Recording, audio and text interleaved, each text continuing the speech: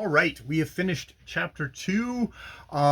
This is all the concluding little excuse me, the concluding little half.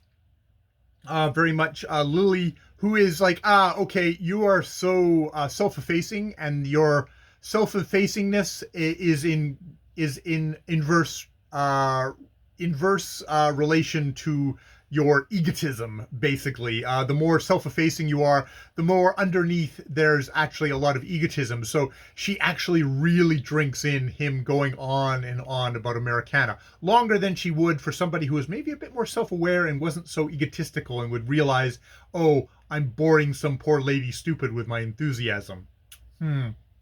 Which, I Percy and me, we well, maybe I'm a little bit better in Percy, but of course, at being so egotistical, I would think so.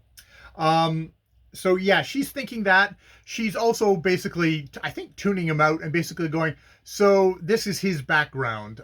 His mother is very kind of prudish and slightly, has basically inculcated him with pruderies and stuff like that. Basically made him into a very timid, very closed off young man.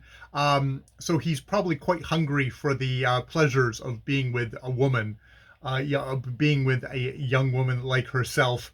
And it's all going well, and she's like quite confident of all the stuff when he spots something behind her, and that something that he sees behind her is Mrs. George Dorset, who kind of careens into the thing, kind of announces herself is as this small petite little woman who takes up a lot of space. Yes. What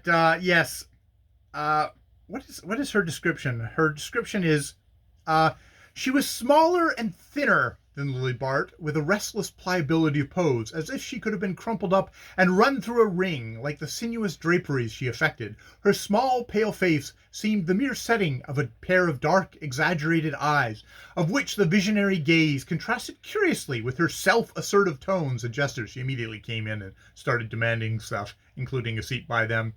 So that, as one of her friends observed, she was like a disembodied spirit who took up a great deal of room. She is taking up a great deal of room. She asks Lily for a cigarette, and looking at Mr. Percy Gryce's startled glance, she says, "Oh, of course not. I don't smoke. I don't have smokes." It's like, and Mrs. George Dorset, who is really kind of a troublemaker. Why, you don't smoke? Since when have you given it up? What? You never? Oh, and you don't either, Mr. Gryce. Of course. How stupid of me. I understand. It's like, oh, you're on the make here with this guy, and I'm going to say it out loud just to fuck with you.